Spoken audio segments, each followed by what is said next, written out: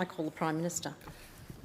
Thanks, Madam Deputy Speaker. I ask leave of the House to make a ministerial statement relating to the 17th anniversary of the National Apology to Australia's Indigenous people and the Closing the Gap annual report and implementation plan.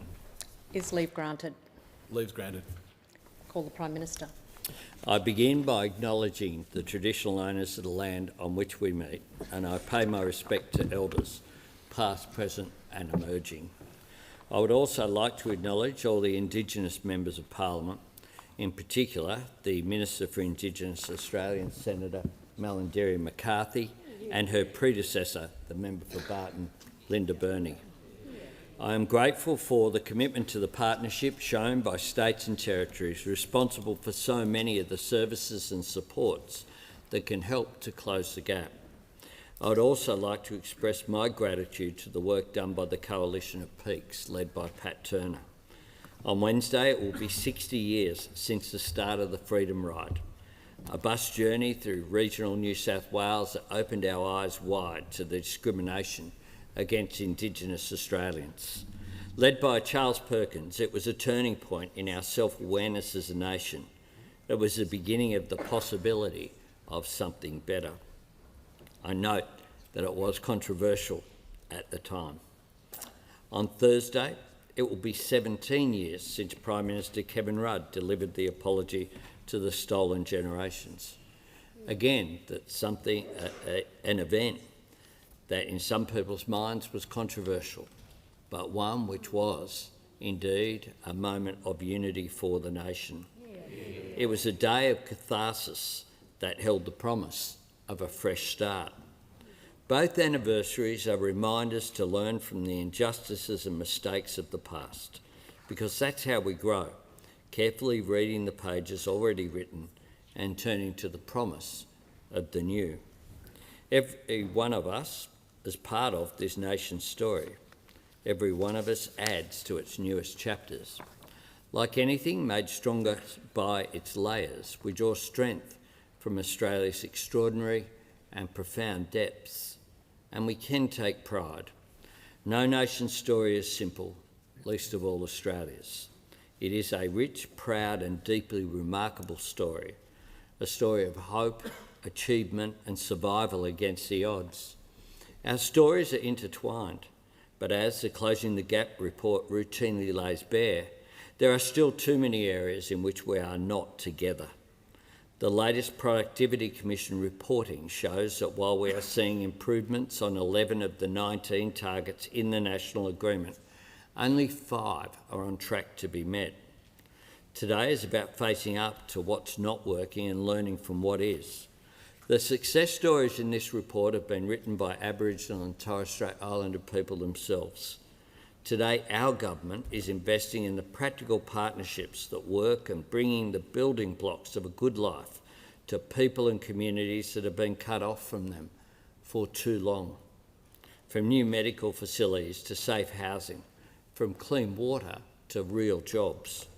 At heart, all of us hope for the same things: a healthy family, a safe home and all that it entails, an education that opens the way to a rewarding job, affordable medicines and healthcare, security, justice, fairness, a sense of community in which we can be a meaningful part, a stake in our economy, and power over our own destinies, a power that rests in no small part in the strength of our financial circumstances. In short, the chance to make the very most of our own lives and to lift those around us. That is no more than any Australian asks for. It is no less than every Australian deserves. Yet what we all know in this place is that it remains elusive for so many Aboriginal and Torres Strait Islander people. There is no ethos more fundamentally Australian than the fair go, and closing the gap is the fairest go of all.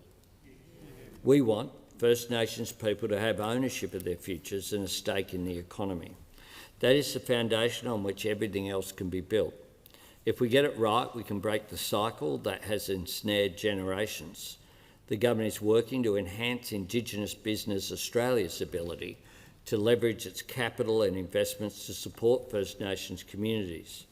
It will support more First Nations people to start, grow and sustain businesses, purchase homes and invest in commercial ventures. We are working to increase the participation rate of First Nations women in business through the mentoring and coaching program to give them greater access to the resources, networks and support they need to launch a viable business, commercialise a viable business idea or grow an existing business. We're requiring businesses which register as First Nations businesses for Commonwealth procurement to be 51% Indigenous owned and controlled to improve the integrity of the program. These are all common sense options. Our new Remote Jobs and Economic Development program will create 3,000 real jobs with real training and real wages in remote communities, proper pay and conditions. Jobs that make a real difference to the lives of individuals, their families and their communities. Good jobs that provide a sense of pride and purpose, hope and aspiration.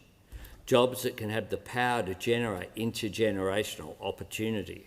And we're making it easier to develop necessary skills with the National Skills Agreement, the first in 10 years, ensuring the design and delivery of vocational education and training to First Nations people is in a full and genuine partnership.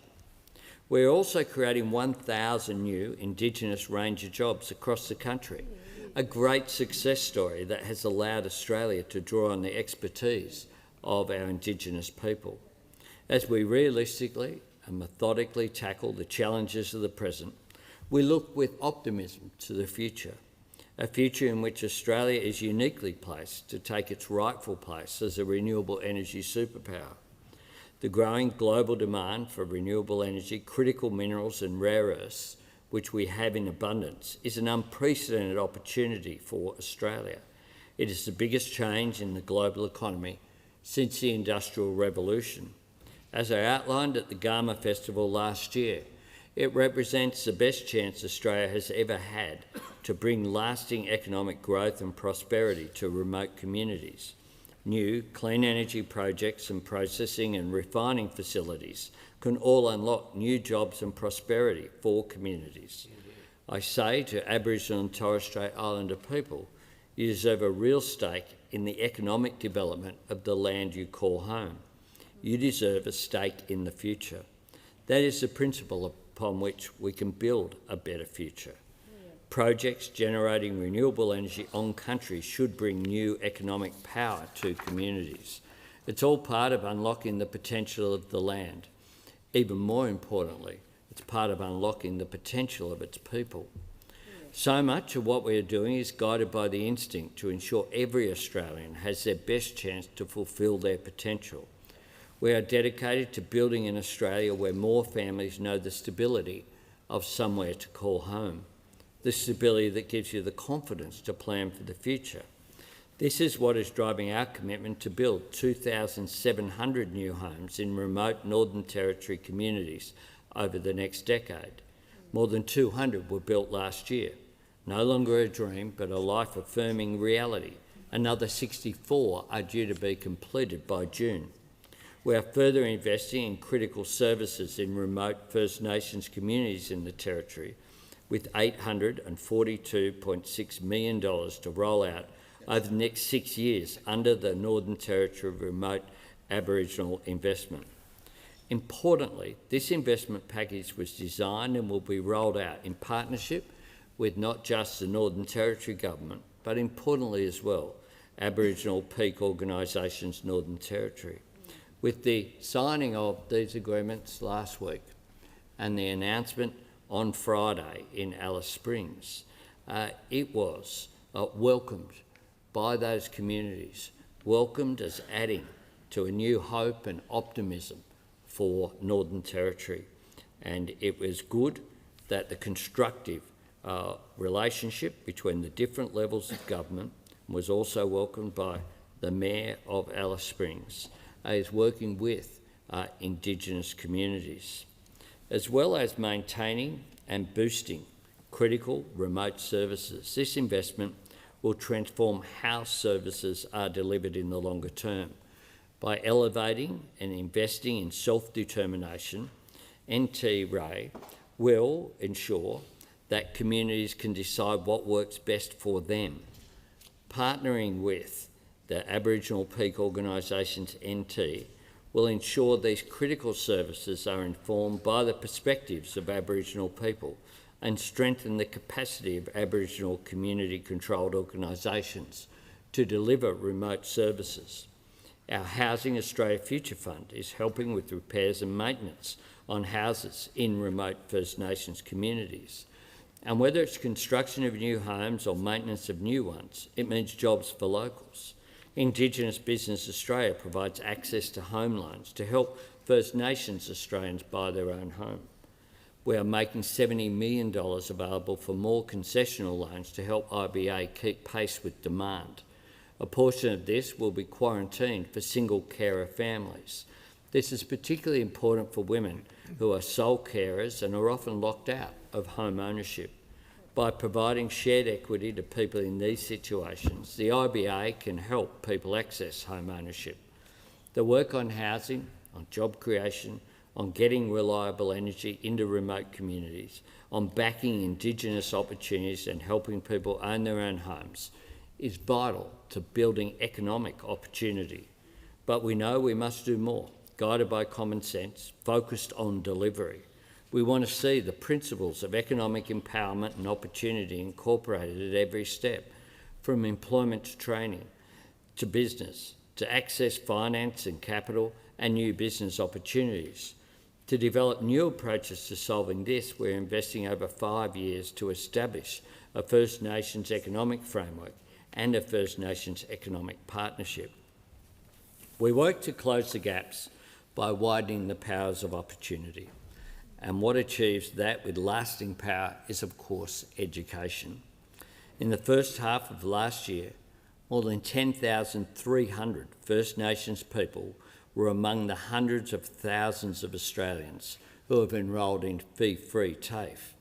Our Connected Beginnings program is improving access to early childhood health and supports school readiness, with the total number of First Nations children supported through this program is now nearly 25,000 over 50 different sites. Last year, 2,500 First Nations young people at boarding schools, supported by the Commonwealth Indigenous Boarding Provider Grant, enabled them to have that great start in life. And I thank the schools themselves who are engaged with this important program. We have also announced funding to support the core operations two education peak bodies, the National Aboriginal and Torres Strait Islander Corporation and National Voice for Our Children. We also recognise the huge potential for internet access to close the gap and to boost opportunities. Through the Commonwealth Digital Connectivity Pilot, Wi-Fi infrastructure has already been installed in 22 remote communities in partnership with NBN Co, with 23 more to come. For remote communities, the internet is life-changing. It makes telehealth consultations possible. It gives young people better access to a better education, and it connects workers and businesses with new opportunities. This year will also see the establishment of a First Nations digital support hub and a network of digital mentors to support the digital literacy and ability of First Nations people across Australia. And telecommunications upgrades are also underway in more than 260 remote First Nations communities through the Remote Indigenous Telecommunication Program. We are also tackling issues of access to affordable food in remote communities. Consumer advocacy organisation Choice found on average groceries cost more than double what they do in our capital cities. That is unacceptable. Supplies can be erratic. The resulting food insecurity can have serious health impacts, including cardiovascular and kidney disease. Today I'm pleased to announce that we will ensure the costs of 30 essential products in more than 76 remote stores are the same as what you would pay in the city, as well as boosting warehouse capacity to shorten freight distances and to make supply chains to remote communities less vulnerable. We will also build on the success of the Arnhem Land Progress Aboriginal Corporation's Nutrition Workforce Initiative, which trains First Nations shop staff to promote good nutrition. We'll bring that program to more communities. Like Australians right across the continent, Aboriginal and Torres Strait Islander people are benefiting from this government's reduction of the cost of medicines. Last year, coverage by the Closing the Gap Pharmaceutical Benefits Scheme co-payment was expanded.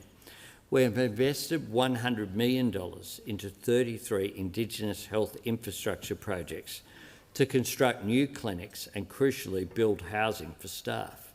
This investment is critical to improving service delivery to patients and to improve conditions for staff, who are the absolute backbone of all this. More than 300 of our planned 500 First Nations health trainees are already in place. We're seeing better maternity services and, with that, improved birth weights. Today I can announce that we are funding suicide prevention through an important program to improve First Nations social and emotional wellbeing. This includes funding to support higher education scholarships for up to 150 tertiary education students studying psychology. We are continuing to improve renal services to treat sufferers of kidney disease, which still hangs like a spectre over the outback. The first of 30 new dialysis units opened last year in Cooper Pedy. 8 other locations are being established across remote Australia, from Torres Strait to the Pilbara. Today I announce we are also upgrading or opening laundries in more than 10 remote communities in northern and central Australia. These are essential. By ensuring reliable, clean water, power supply and access to laundries, we can reduce infections that can open the door to asthma, air conditions, trachoma and rheumatic heart disease, a third world disease that has all but faded from living memory in most of our nation, but retains its grip on Indigenous Australia. As well as improving the quality of life, reducing preventable diseases will reduce the longer-term burden on the health system.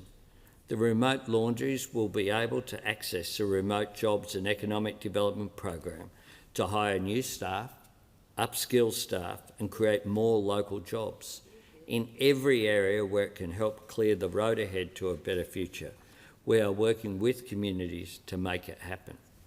From measures as straightforward as additional patrols in and around Alice Springs and the use of other methods including drones, we are working with elders and leaders who want the same as any of us to prevent crime, boost community safety and keep their young people from harming their own futures.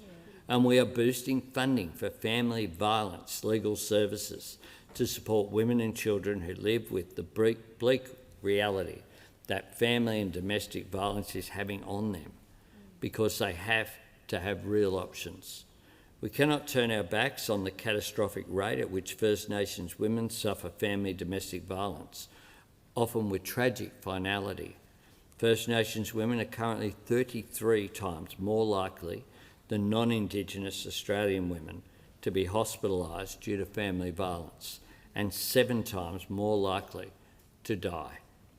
This cannot stand. We are funding critical prevention, early intervention, response services to address family, domestic and sexual violence in high-needs First Nations communities. In an effort to stop violence before it starts, 3 new community-led men's wellness centres will be established in the top end to provide support for First Nations men and boys to recognise signs of unhealthy relationships. Culturally informed and specific to community, these programs will be developed and delivered by 3 Aboriginal and Torres Strait Islander community-controlled organisations. When Aboriginal and Torres Strait Islander people advance, the entire nation moves forward. We are delivering real results, but we're clear-eyed about the truth that there is so much more that we need to do. The road ahead is not easy, but crucially, There is a road and we keep adding to it. To close the gap would ultimately erase the gulf that lies between us and our true potential as a nation. It is about ensuring that all Australians get the same chance in life. It is about working towards a reality in which all Australians have power over their own destiny. It's about living the reality of the fair go that we proclaim as an important part of the Australian sense of ourselves. Ours is indeed a remarkable country, a nation that is not an accident or the mere jackpot of good luck, a nation lifted by the vast sweep of our history and the bright possibilities of its future, a nation which every one of us should have pride in sharing with the oldest continuous living culture on earth. A great nation with an extraordinary potential to be even greater in the future. That is a story we will write together. And Mr. Speaker, I present a copy of the Coalition of Peaks Annual Report 2023-24, Coalition of Peaks Implementation Plan 2025, Commonwealth Closing the Gap Annual Report and Implementation Plan, and a copy of my ministerial statement.